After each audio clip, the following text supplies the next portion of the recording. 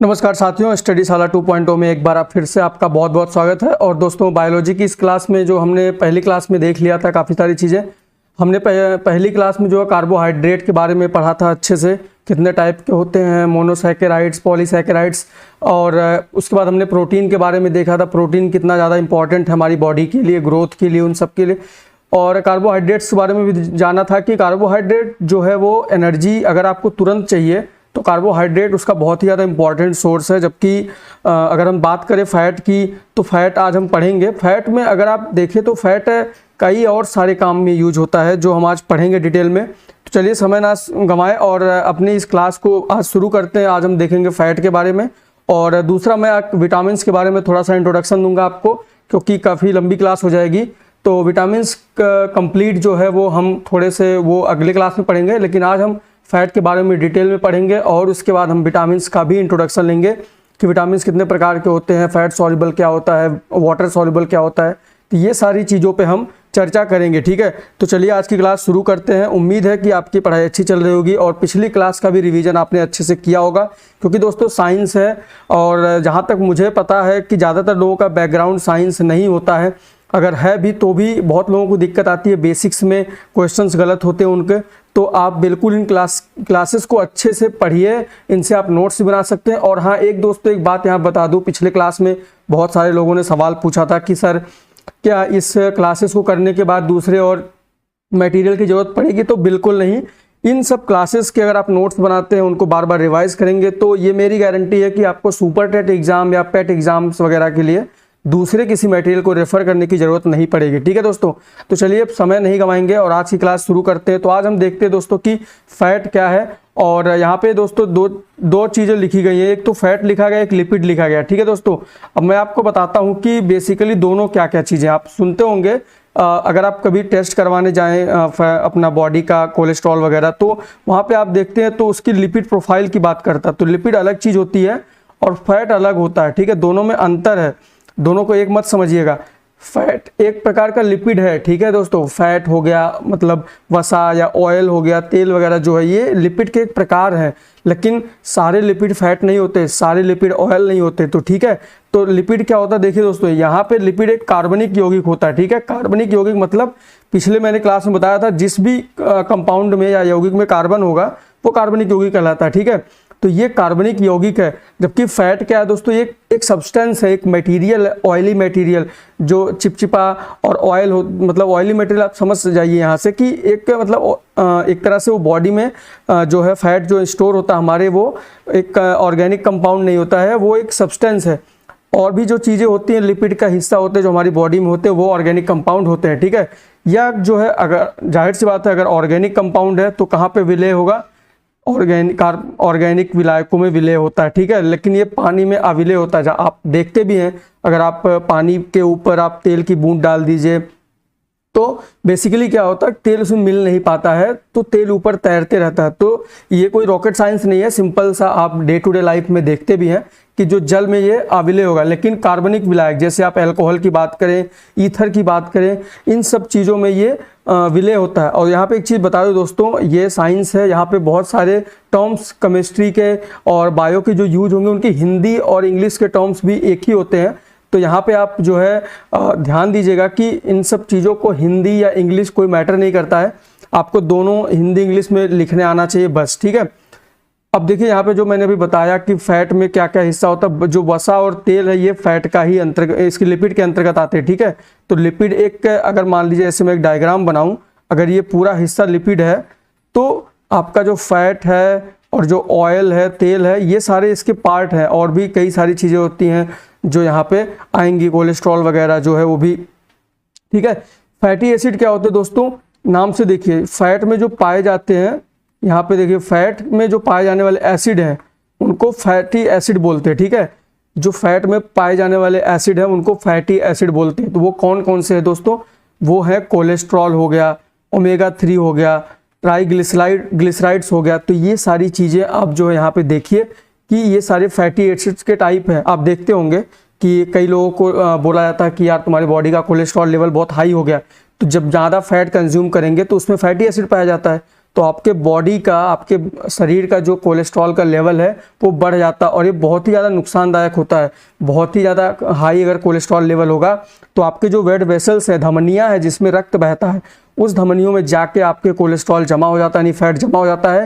वो धमनियाँ थिक हो जाती है, मोटी हो जाती हैं और जब उसमें ब्लड फ्लो होता है तो वो काफ़ी प्रेशर डालता है उन पे। इसीलिए आप सुनते होंगे हार्ट अटैक या फिर स्ट्रोक, जो भी सुनते हैं वो बेसिकली कोलेस्ट्रॉल की वजह से ही होता है। ठीक है, ओमेगा 3 एक अच्छा जो है फैटी एसिड होता है, यानी कि हमारे हेल्थ के लिए अच्छा होता है। और ट्राइग्लिसराइड जो है ये भी एक फैटी एसिड जो हमारी बॉडी में पाया जाता है। चलिए, फैट और जो वसा है और तेल है उसके बारे में यहाँ पे देखते हैं। बेसिकली दोस्तों, वसा और तेल जो होते हैं वो ग्लिसरॉल और 3 फैटी एसिड के एस्टर होते हैं। ठीक है, अब देखिए क्या होता है, ये रिएक्शन में भी आगे दिखाऊंगा क्या होती है, लेकिन देखिए इसमें बहुत ज़्यादा डीप जाने की ज़रूरत नहीं है। मैंने बस एक कार्बनिक रूप में बता दिया है ताकि अगर आपसे कोई पूछ ले कभी कि बेसिकली डेफिनेशन क्या है फैट या तेल या वसा, जो भी आप कह लीजिए उसकी, तो अगर आप डेफिनेशन पे आएंगे तो ये जो आप लिखी हुई है यहाँ पे, ये बेसिकली इसकी डेफिनेशन है। ठीक है, वसा और तेल की, कि ग्लिसरॉल और 3 फैटी एसिड जो मिलते हैं उसके एस्टर जो होते हैं यही होते हैं बेसिकली फैट। ठीक है, अब यहाँ पे एक चीज़ देखिए बता दूं कि जो आपका फैट होता है वो ज़्यादातर सॉलिड फॉर्म में होता है, यानी कि ठोस फॉर्म में होता है। ठीक है, फैट ज़्यादातर ठोस फॉर्म में होता है अनटिल अनलेस कि अगर आप टेम्परेचर काफ़ी बढ़ाएंगे 20 डिग्री, 25 डिग्री, 30 डिग्री, तो ये लिक्विड फॉर्म में आ जाएगा। बट रूम टेम्परेचर पे या थोड़े कभी कभी ऐसा होता है कि रूम टेम्परेचर पे भी 20-25 डिग्री पे भी जो चीज़ें होती हैं वो ठोस रूप में होती हैं। ठीक है, तो जब ये पिघल जाता है तो इसी को हम क्या बोलते हैं, तेल बोलते हैं। तो जो हमारा जो फैट होता है बेसिकली ये किस फॉर्म में होता है, अगर आपसे क्वेश्चन पूछा जाए कि जो फैट होता है वो जनरली किस फॉर्म में होता है, तो वो ठोस फॉर्म में होता है। सबसे ज़्यादा फैट किससे मिलता है, सबसे ज़्यादा फैट जो मिलता है हमें एनिमल से मिलता है। एनिमल के अंदर जो फैट होता है, आप चाहे कोई भी एनिमल ले लीजिए, जो भी लोग मीट्स वगैरह खाते हैं, चाहे वो पोलर बियर हो, चाहे वो रेड मीट जो खाते हैं, चाहे वो पिग वगैरह का मीट खाते हैं, उसमें बहुत सारा फैट होता है, हाई अमाउंट में फैट होता है। ठीक है, चलिए, वसा और तेल को ट्राइग्लिसराइड्स भी कहा जाता है। क्यों कहा जाता है, क्योंकि यह एस्टर होते हैं और 3 फैटी एसिड, ट्राई मतलब 3 फैटी एसिड और एक ग्लिसराइड, ग्लिसरॉल, 3 फैटी एसिड और एक ग्लिसरॉल के मिलने से फैट बनता है, इसीलिए इनको ट्राइग्लिसराइड कहा जाता है। तो अगर आपसे कोई पूछे कि इसको ट्राइग्लिसराइड क्यों कहते हैं, तो ट्राइग्लिसराइड के लिए इसके पास 3 फैटी एसिड होता है और एक ग्लिसरॉल का जो कंपाउंड होता है वो, तो ये दोनों मिलके बेसिकली क्या बनाते हैं, फैट बनाते हैं, इसलिए इसको क्या कहते हैं, ट्राइग्लिसराइड कहते हैं। और ये दोनों को मिलने से, फैटी एसिड और ग्लिसरॉल के मिलने से क्या बनता है, एस्टर बनता है। तो बेसिकली फैट क्या होता है, वो एस्टर कंपाउंड होता है, एस्टर। ठीक है, तो अगर कभी क्वेश्चन आता है कि फैट क्या होता है, उसमें आपको दिया जाए कि ये अल्कोहल है या ये एसिड है या एस्टर है या ईथर है, तो आप वहाँ पे क्या सही निशान लगाएंगे, आप लगाएंगे कि ये एस्टर होता है। ठीक है दोस्तों, और मैं पिछले लेक्चर मैंने आपको बताया भी था कि जो फैट है वो सबसे ज़्यादा ऊर्जा का स्रोत है। ठीक है, ऊर्जा के 2 ज़्यादा प्रमुख स्रोत हैं, एक तो आपका फैट हो गया, दूसरा आपका कार्बोहाइड्रेट हो जाता है। अगर हम फैट की बात करें तो फैट से कितनी ऊर्जा मिलती है दोस्तों, फैट से 9.3 किलो कैलोरी ऊर्जा मिलती है 1 ग्राम फैट से। ठीक है, और जो हमारा कार्बोहाइड्रेट है उससे 1 ग्राम में कितनी ऊर्जा मिलती है, 4.1 किलो कैलोरी। ठीक है, तो कौन ज़्यादा एनर्जी वाला हो गया, तो फैट हमें ज़्यादा एनर्जी देता है। दूसरी मैंने एक बात बताई थी आपको कि फैट जो है वो स्टोर्ड एनर्जी का पार्ट है, यानी कि इसको संचित कर सकते हैं, ये संचित ऊर्जा होती है। और कार्बोहाइड्रेट जो होती है वो तुरंत यूज करने वाली ऊर्जा होती है। अब दूसरी बात अगर आती है कि अगर संचित होता है तो फैट का संचय कहाँ होता है, फैट का संचय होता है लीवर में, यानी कि यकृत में। ठीक है, अभी हम आगे उसको पढ़ेंगे। अब देखिए जो मैंने अभी पीछे आपको बताया था ट्राइग्लिसराइड क्यों कहते हैं, यहाँ पे अगर आप ध्यान दीजिए, देखिए 3 फैटी एसिड है। ठीक है, COOH जो ये फॉर्मूला होता है ये एसिड का होता है, COOH। यहाँ पे कोई एक कंपाउंड हो सकता है, यहाँ पे H भी हो सकता है, यहाँ CH4 यानी कि मेथेन भी हो सकता है, C3H8 भी हो सकता है, कुछ भी हो सकता है। ये आपका एसिड होता है COH और ये आपका ग्लिसरॉल हो गया। ठीक है, ग्लिसरॉल OH जो कंपाउंड और ये होता है अल्कोहल का होता है। ठीक है, तो ये ग्लिसरॉल हो गया, बेसिकली ग्लिसरीन से आया है ग्लिसरॉल, और एक कोई एक कैटालिस्ट होगा, ये दोनों आपस में रिएक्ट करेंगे, क्या बनाएंगे, ये वाला जो आप कंपाउंड बोल रहे हैं इसको बोलते हैं एस्टर। ठीक है, ये फिर से वही है, CH हो गया, कार्बन 1 होगा तो मेथेन, कार्बन 2 हो गया तो प्रोपेन, ब्यूटेन, ऐसे करके चीज़ें होती रहेंगी। ठीक है, तो ये जो फॉर्मूला होता है आपका OCOOR वाला, इसको बोलते हैं एस्टर, ठीक है। और ये 3 भाग जो है जल के निकलेंगे। तो बेसिकली ट्राइग्लिसराइड अगर नाम आपसे कोई पूछे तो आप यहाँ पे बता सकते हैं कि देखिए 3 फैटी एसिड होते हैं और एक ग्लिसरॉल होता है, तो उससे मिलके जो फैट बनता है उसको ट्राइग्लिसराइड भी कहते हैं, ठीक। चलिए, वसा का हमारे शरीर में दोस्तों महत्व क्या है, ठीक है। अब यहाँ पे देखिए मैं बताता हूँ फैट का इंपॉर्टेंस क्या हमारे शरीर में। सबसे पहले तो ऊर्जा की जो कमी है उसको पूरा करता है, इंस्टेंट ऊर्जा भी देता है और थोड़े समय के लिए स्टोर भी करता है। स्टोर कहाँ पे होती है, संचय कहाँ होती है इसकी ऊर्जा, वो होती है लीवर में, ठीक है। लीवर में इसकी ऊर्जा संचित होती है।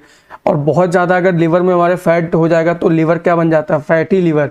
आप देखते होंगे बहुत सारे लोगों को ये समस्या होती है फैटी लीवर की, ठीक है। यह हमारे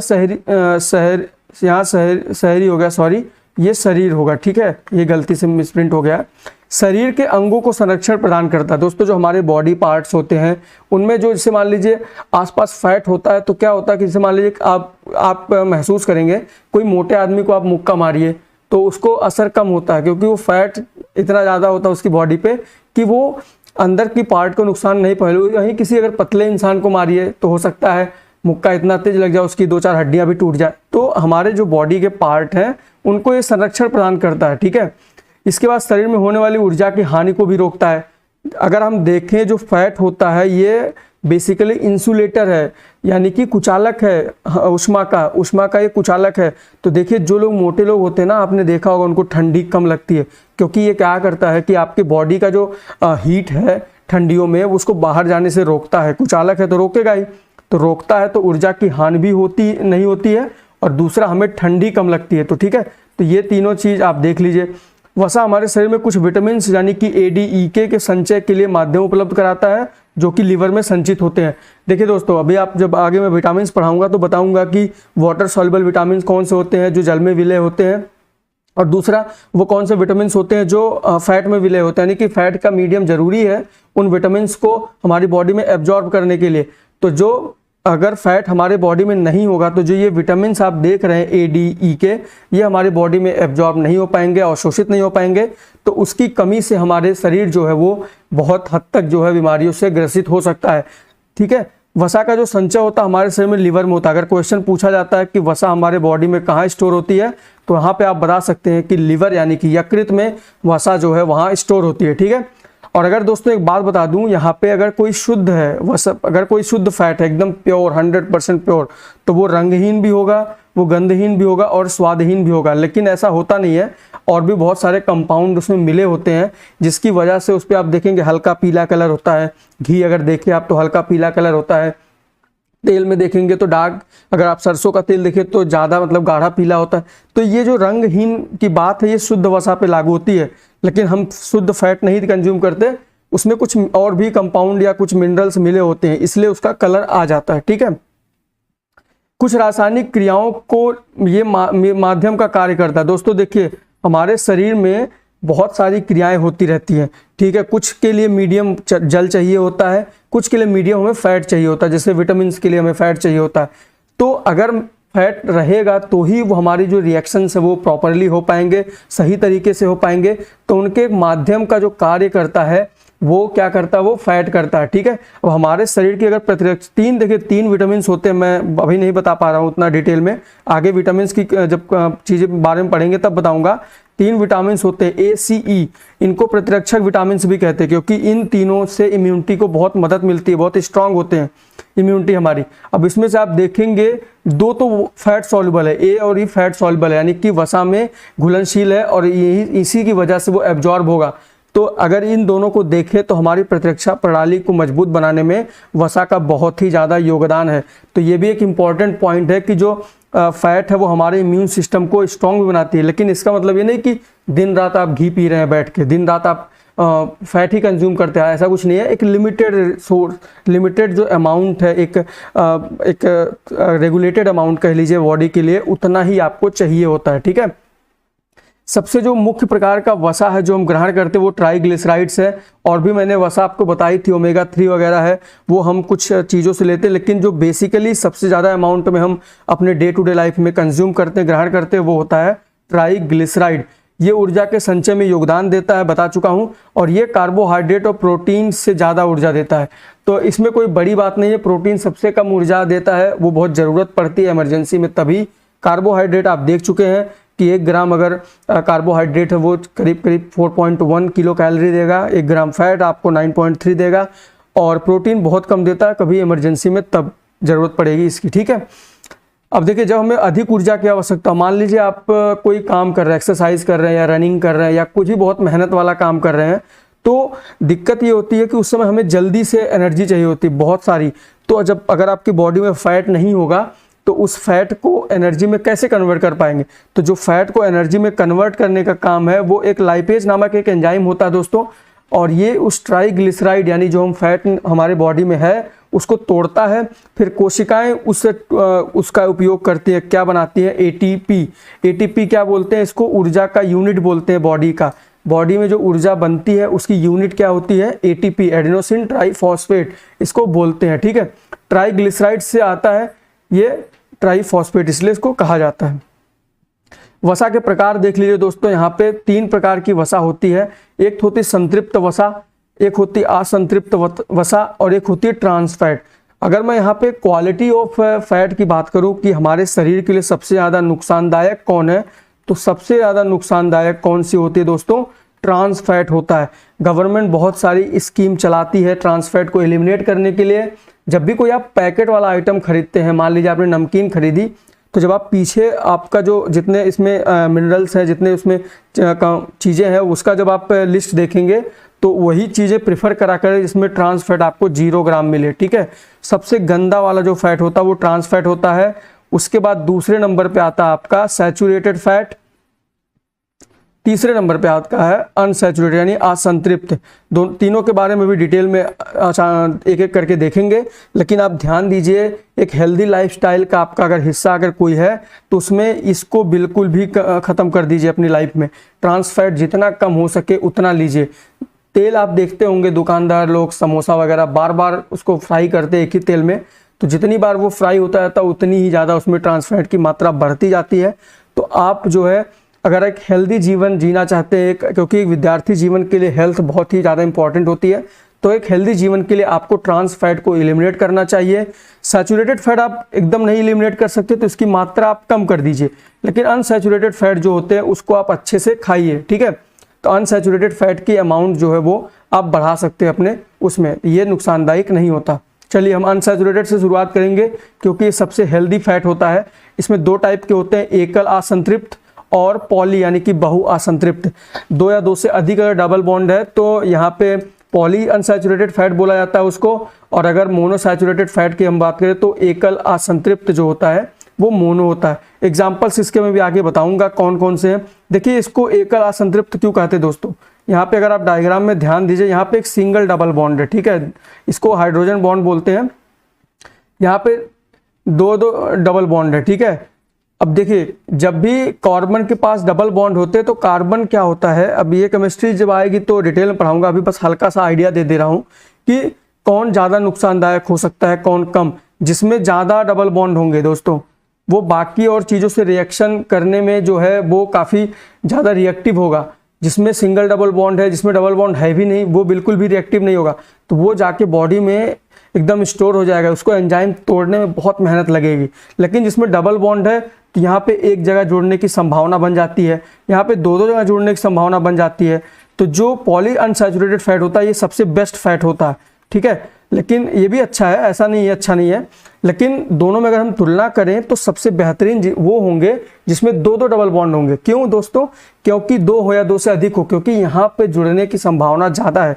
यहाँ पे ऑलरेडी कार्बन संतृप्त जो है हो चुका है ये सब जगहों पे सिंगल बॉन्ड से, यहाँ डबल बॉन्ड है। लेकिन अगर हम जो है संतृप्त की बात करें यहाँ पे अगर, तो इसमें सारे सिंगल बॉन्ड होते हैं, इसमें कोई डबल बॉन्ड नहीं होता, ठीक है, नो डबल बॉन्ड, यानी कि द्विबंध नहीं होता। यहाँ पे द्विबंध है, एक है, तो यहाँ पे आसानी से एक कोई एंजाइम आ गया, कोई कुछ भी जो इसको डाइजेस्ट करने वाला वहाँ पे जुड़ सकता है, इसको तोड़ सकता है, ठीक है। इसीलिए जो सबसे बेस्ट सोर्स होता है वो पॉली अनसैचुरेटेड होता है। अभी हम अगर पढ़ेंगे तो ओमेगा जो 3 आप पढ़ेंगे, ओमेगा 6 पढ़ेंगे, ये पॉली अनसैचुरेटेड फैट होता है। और अगर आप ऑलिव ऑयल या कैरोला तेल या सरसों का तेल देखेंगे तो एकल असंतृप्त होता है। आगे एग्जाम्पल अभी हम देखते हैं, ठीक है। चलिए अब यहाँ देखते हैं।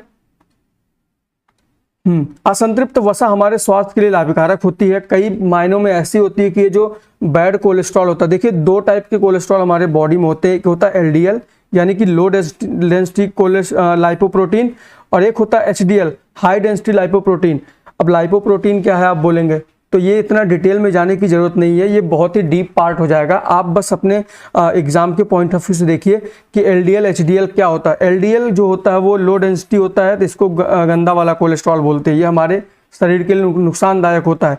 एचडीएल अच्छा कोलेस्ट्रॉल होता है, ये हमारे शरीर के लिए फायदेमंद होता है। तो मोनो अनसैचुरेटेड फैट क्या करता है दोस्तों, ये जो एलडीएल है उसका जो अमाउंट है वो कम करता है बर्न करके, और जो गुड अमाउंट ऑफ कोलेस्ट्रॉल है जो एचडीएल है उसकी मात्रा को बढ़ाता है और दिल की बीमारियों में मदद करता है, ठीक है। सबसे बेस्ट अगर तेल कोई मुझसे पूछे खाने में तो ऑलिव ऑयल होता है, बहुत महंगा होता है, जैतून का तेल बोलते हैं इसको। कैनोला ऑयल, इसको सफ़ेद सरसों का भी तेल बोलते हैं, ये हमारे इंडिया में कम होती है और ये यूरोप वगैरह में कनाडा वगैरह में ज़्यादा होती है, कैनोला ही बोलते हैं इसको हिंदी में बेसिकली। एवोकाडो जो है ये बेसिकली फॉरेन का फूड है, इंडिया में नहीं होता। सरसों का तेल हमारे लिए सबसे बेस्ट सोर्स है मोनो अनसैचुरेटेड फैट का, ठीक है। काजू आप खा सकते हैं, बादाम, मूंगफली, ये सब के जो तेल होते हैं ये एक highly rich amount of mono unsaturated fat इसमें होता है। और दोस्तों ये जो होती है तरल रूप में होती है, ध्यान से देखिएगा, ये तरल रूप में होती है। जब हम सैचुरेटेड फैट के बारे में पढ़ेंगे तो वो सॉलिड रूप में होती है, ठीक है। सॉलिड, ये जो है सॉलिड या सेमी सॉलिड होती है। सेमी सॉलिड मतलब बहुत गाढ़ा चिपचिपा सा होता है। संतृप्त जब पढ़ेंगे सैचुरेटेड। अनसैचुरेटेड क्या होता है, ये लिक्विड रूम पे लिक्विड फॉर्म में होती है। जैसे कि आप देख लीजिए सरसों का तेल कितनी भी ठंडी पड़ जाए जम नहीं सकता, ठीक है। ऑलिव ऑयल जमेगा नहीं, कैनोला ऑयल भी नहीं जमेगा, ठीक है। काजू बादाम मूंगफली का तेल भी अगर आप निकालेंगे तो वो भी नहीं जमेगा, ठीक।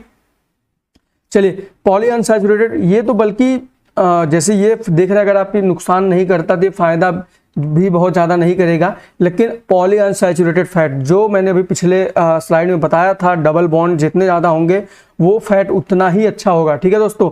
अब ये दिल की बीमारियों में मदद करता है दोस्तों। ओमेगा 3 आप देखेंगे, अगर आप कभी किसी को हार्ट की प्रॉब्लम होती है तो डॉक्टर उसको ओमेगा 3 लेने की सलाह लेते हैं, या तो मेडिसिन से लीजिए। अगर आप मछली खाते हैं तो जो कॉड लिवर ऑयल होता है, कॉड एक मछली होती है, उसका जो लिवर ऑयल होता है वो ओमेगा 3 में बहुत ज़्यादा रिच होता है, और सबसे ज़्यादा ओमेगा 3 यहीं से मिलता है, कॉड लिवर ऑयल से। और अगर आप फिश नहीं खाते तो आप सोयाबीन भी खा सकते हैं, वॉलनट अखरोट खा सकते हैं, बहुत ही ज़्यादा अच्छे अमाउंट में वॉलनट मिलता है वहाँ, उसमें फिश नहीं खाते तो चलिए कोई बात नहीं, ठीक है। ओमेगा 3 और ओमेगा 6 ये भी एक फैटी एसिड होते हैं, इसके एग्जाम्पल्स हैं, और बहुत ही ज़्यादा ये हमारे हेल्थ के लिए अच्छे होते हैं।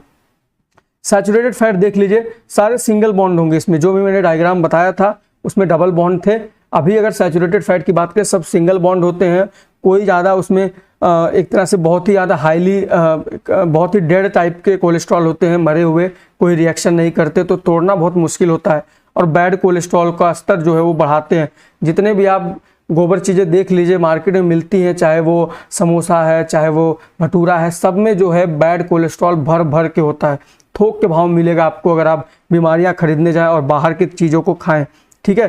तो ये बेसिकली दिल का जो दौरा पड़ता है ना दोस्तों, वो कोलेस्ट्रॉल जो यही बैड कोलेस्ट्रॉल की वजह से ही पड़ता है, कि हमारे जो धमनियाँ होती है उसमें जाके ये जमा हो जाता है।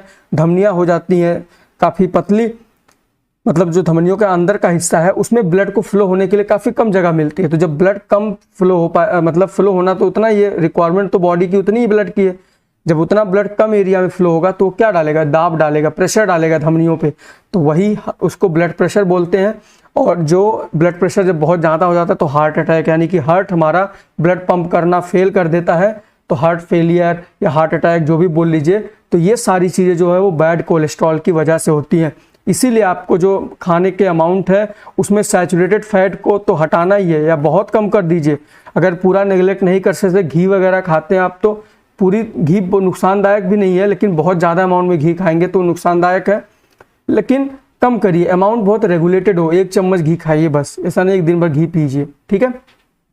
देखिए वसा से जो हमें ऊर्जा मिलती है वो पूरे ऊर्जा के 20 से 30% होनी चाहिए डे टू डे लाइफ में, लेकिन उसमें से 10% ज़्यादा ऊर्जा नहीं होनी चाहिए जो आपको संतृप्त वसा से मिले, यानी सैचुरेटेड फैट से जो ऊर्जा आपको मिलती है वो अगर आपकी बॉडी की रिक्वायरमेंट 4000 किलो कैलोरी है पर डे, तो आपका उसका 10% यानी 400 किलो कैलोरी ज़्यादा आपको फैट नहीं लेना चाहिए। ठीक है,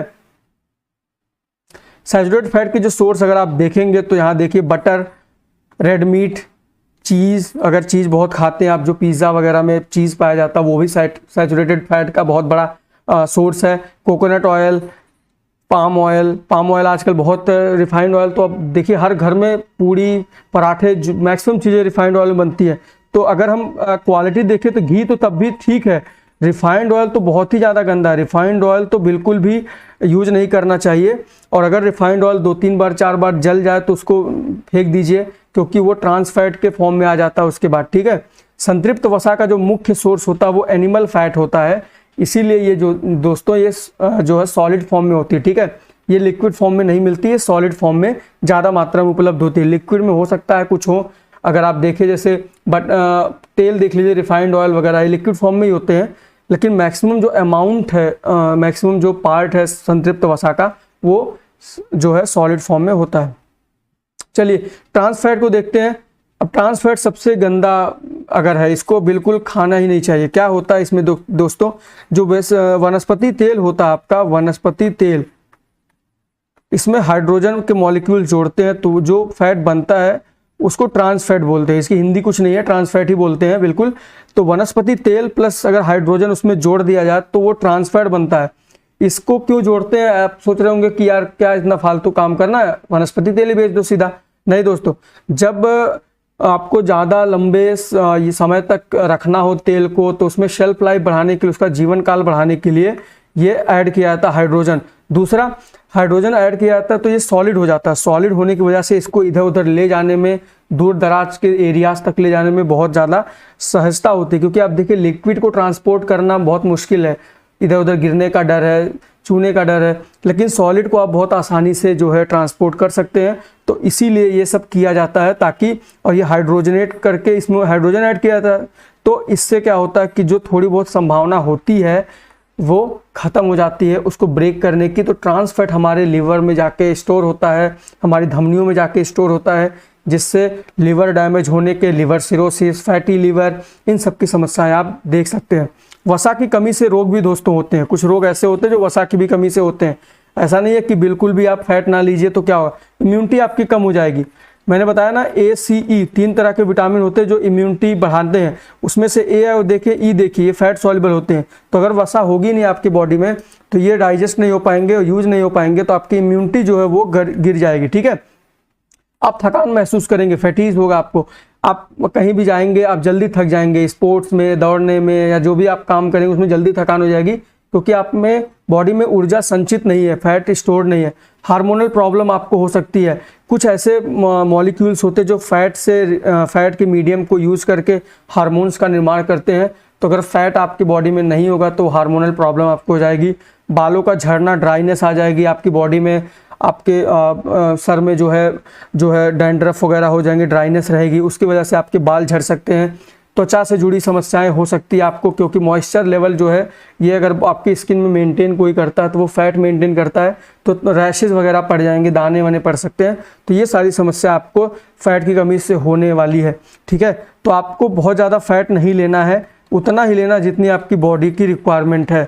ठीक है, ये आप देख सकते हैं यहाँ पे, बैड फैट्स को हमेशा अवॉइड करिए, और गुड फैट्स यानी ऑलिव ऑयल या कोकोनट ऑयल जो है, ये सब मीट वगैरह है, अगर आप मीट नहीं खाते, एवोकाडो, ब्रोकली, यहाँ पे काजू बादाम, ये सब के जो ऑयल है ये सब भी बहुत ज़्यादा हेल्पफुल होते हैं। बाकी आप यहाँ पे देख सकते हैं, यहाँ पे आप देखिए कौन सा तेल है, ये ब्रेड वगैरह है या भी जो भी बाहर की चीज़ें हैं वो सबको आप यहाँ पे अवॉइड कर सकते हैं, इनको बिल्कुल अवॉइड करिए, इनको खाइए। ठीक है, चलिए दोस्तों, ये तो हमने फैट के बारे में अच्छे से देख लिया, और कुछ और चीज़ें रहेंगी, बहुत सारी चीज़ें हैं अभी फैट में बहुत डिटेल में, लेकिन उसको हम टेस्ट के फॉर्म में कवर करेंगे। 2-4 साइंटिफिक नेम है, वो मैं टेस्ट में जब आप प्रैक्टिस करेंगे तो उसमें मैं याद दिला दूंगा आपको, अच्छे से याद करवा दूंगा सारी चीज़ें।